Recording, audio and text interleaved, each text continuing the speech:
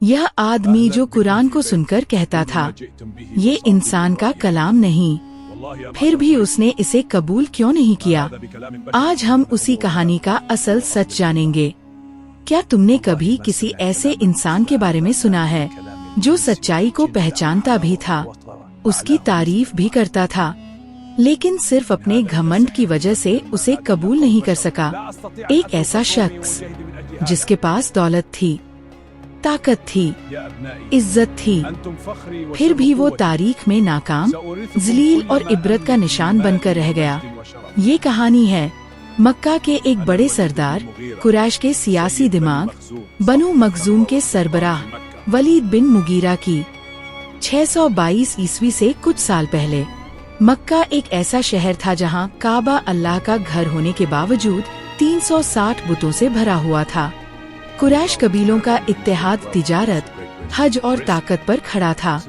कारवानों की घंटियों की आवाज, ऊंटों की गर्द और सौदागरों की चालें, ये सब कुछ वलीद बिन मुगीरा के हाथ में था। वो बनु मखजूम का सरदार था, एक ऐसा कबीला जो जंग, शजाअत और सियासत में मशहूर था। उसकी दौलत लामतनाही थी। मक्का से ताइफ तक बागात, हजारों ऊंट, चांदी के ढेर, गुलाम, लौंडिया और सालाना करोड़ों दिरहम की आमदनी। उसके 10 बेटे थे, जिनमें सबसे छोटा खालिद बिन वलीद बाद में सीफुल्लाह बनने वाला था। लेकिन उस वक्त वलीद की आंखों में सिर्फ एक ही चीज थी, इक्तिदार। कुरैश के दारुल नदवा में जब भी कोई बड़ा फैसला होता, जंग, तिजारत का मुआहिदा, हज का इंतजाम या कोई नई धमकी, सबसे पहले वलीद की राय ली जाती। अरब के अलग अलग कबीलों मक्का आते तो सबसे पहले उसके महल के दरवाजे पर दस्तक देते। उसकी आवाज में एक अजीब कशिश थी, सख्त, हकीम और असर अंगेज। लोग उसे कुरैश की अक्ल कहते थे। वो न सिर्फ अमीर था, बल्कि मक्का की सियासत की रीढ़ की हड्डी की तरह था। जब नबी करीम सल्लल्लाहु अलैहि वसल्लम ने गार हिरा से वापस आकर दावते तौहीद शुरू की, तो ये पैगाम आहिस्ता आहिस्ता मक्का की गलियों में फैलने लगा। गरीब, गुलाम, ख्वातीन, नौजवान, सब कुछ बदल रहा था। वलीद तक भी ये बात पहुंची। वो एक सोच रखने वाला शख्स था, जज्बात में नहीं बहता था। उसने कहा, मैं खुद सुनूंगा कि मोहम्मद सल्लल्लाहु अलैहि वसल्लम क्या कहते हैं। एक दिन काबा के करीब नबी सल्लल्लाहु अलैहि वसल्लम तिलावत फरमा रहे थे। वलीद ने छुपकर सुना। पहले कुछ लम्हे, फिर उसके जिस्म में एक करंट सा गुजर गया। अल्फाज जैसे दिल के अंदर उतर रहे हों, जैसे कोई नई दुनिया खुल रही हो। उसकी आंखें नम हो गईं। उसके चेहरे पर हैरत, खौफ और एहतराम का मिलघुबा था। वो खामोश हो गया। वो रात भर सो न सका। अगले दिन कुरैश के लोगों के सामने आकर बोला, बखुदा, तुम में से कोई मुझसे बढ़कर शायरी, रजज या जिनों के कलाम से वाकिफ नहीं। लेकिन ये कलाम, ये न शायरी है, न जादू, न काहिन का कलाम। इसमें एक अजीब हलावत है। इसकी जड़ें गहरी हैं, शाखें थमरबार हैं। ये कलाम गालिब होकर रहेगा, कोई इसे रोक नहीं सकता।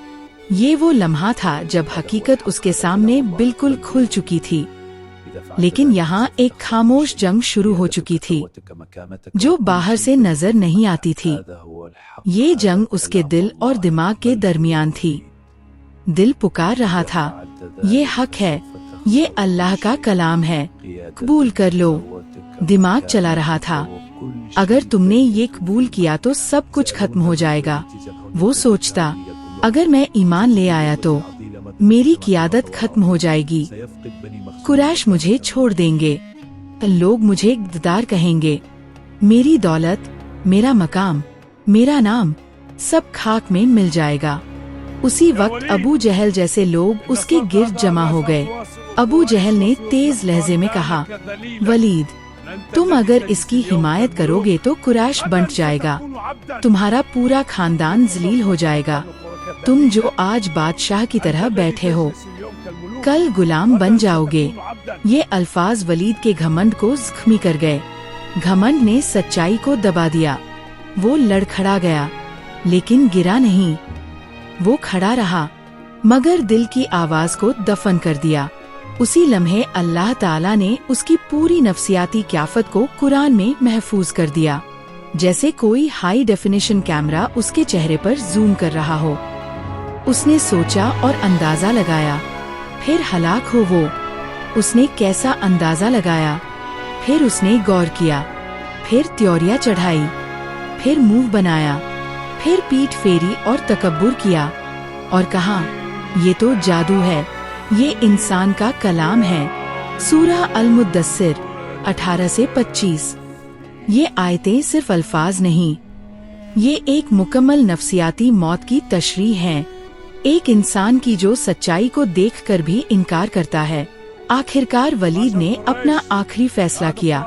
कुरैश के बड़े इज्तिमा में खड़े होकर ऐलान किया, ये कुरान जादू है जो मोहम्मद सल्लल्लाहु अलैहि वसल्लम ने बनाया है। ये खानदानों को तोड़ता है, बाप बेटे को अलग करता है। ये पुराना जादू है जो लोगों को बेवकूफ बनाता है। उसके बाद कुरैश ने उसकी बात को हथियार बना लिया।